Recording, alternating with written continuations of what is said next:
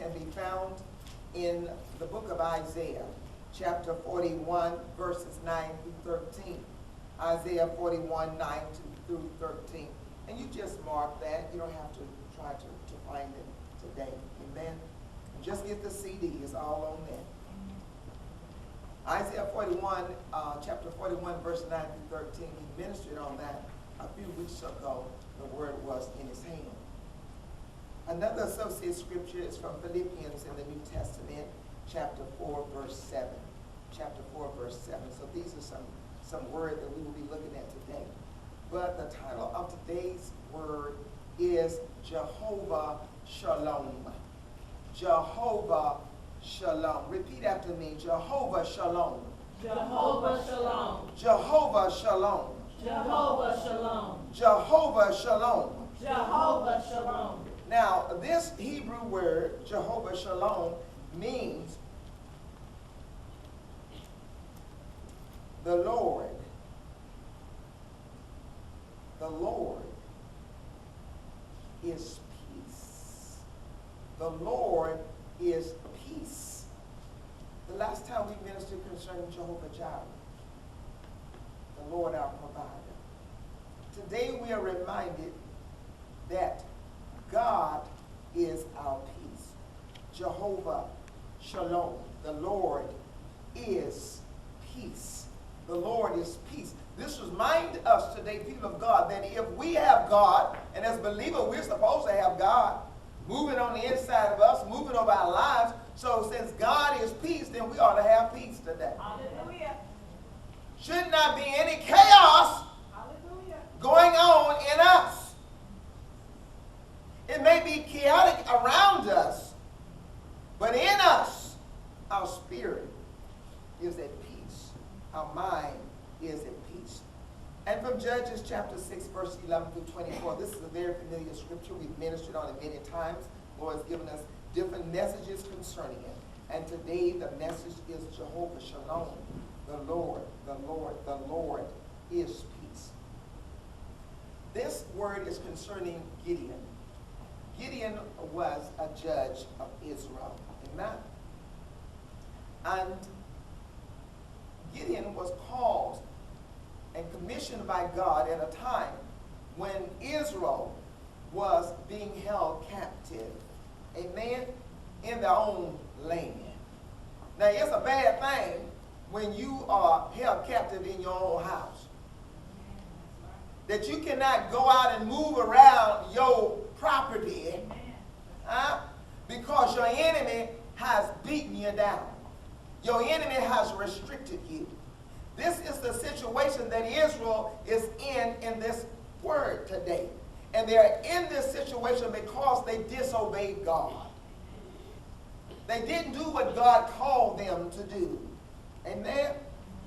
So the Lord allowed their enemy, the Midianites, primarily the Midianites, there were some others, but primarily the Midianites, to just subdue them, to beat them down, to have them in fear, to have them freaking out. Do you know today if we fail to obey God, there are consequences? Amen. He is the forgiving God. But let me tell you today, some of the things we do cause stuff to happen to us. And then we say, oh God, you know, turn your head and look the other way. It's just like our children. When we keep telling them the same thing over and over and over and over again, there should be some consequences. And the consequences are not so pleasant. Amen? So God called Gideon to sit in the judge seat concerning the children of Israel. Amen? Now, when the Lord called Gideon, Gideon was in the wine press. Now, the wine press was a structure, a building that was used to press, where the people would just take their feet and they would press the juice out of the grapes to make wine. Okay? And the trampling, the thing they trampled on was on the floor there. So the people stepped on top of it. So they had a little wall built around, but the wine press was down. It wasn't lifted up. It was a low structure, a low object. You understand? The wine press. Now in this lesson today, we find that Gideon, when he was called by the Lord, was in the wine press. But he was not pressing grapes. He was not trying to get juice to make wine. Okay? We've mentioned on this before. So why was Gideon in the wine press?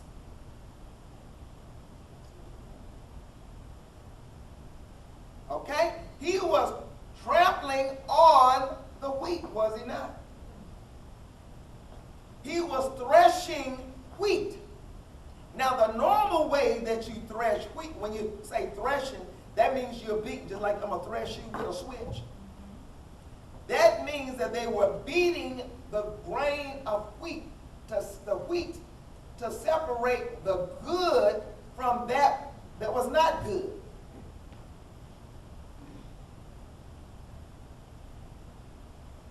So, all that was not good, all the chaff, as David calls it, flies away.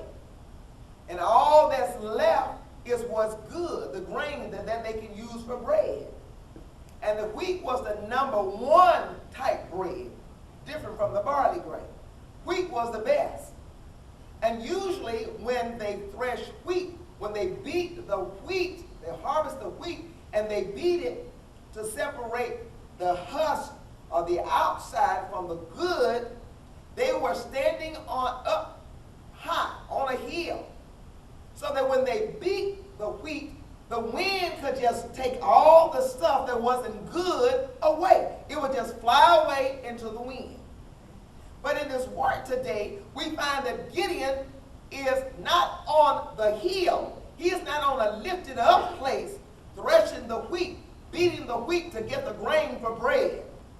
But he is down in the wine press, threshing, beating the wheat. Now tell me,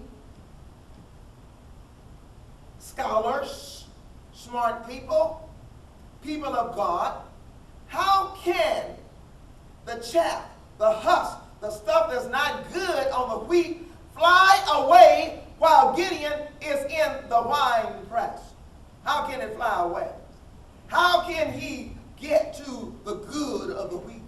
How can that be done in the wine press? Does the wind go down in the wine press and make the husk and the shells and all fly away from the wheat germ?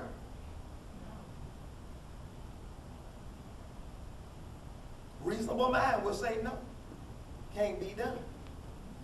But that's the situation the people of God were in. Instead of being outside in their rightful position, doing what was necessary to feed their family, to feed the nation, they're in hiding. Trying to do the same thing that they did when they were free. Revelation. Amen.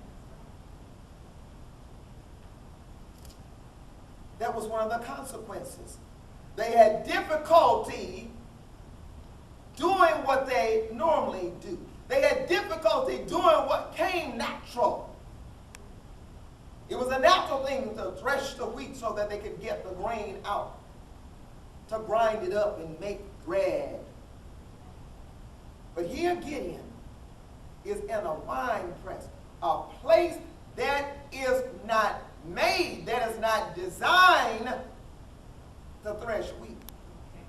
He tried the best he could to thresh wheat, because he knew that if he went to his usual place to thresh wheat, that the enemy, the Midianites, would come in and take over. Said that they were as numerous as locusts. They devoured the land. They let their livestock just run wild. Eat up everything.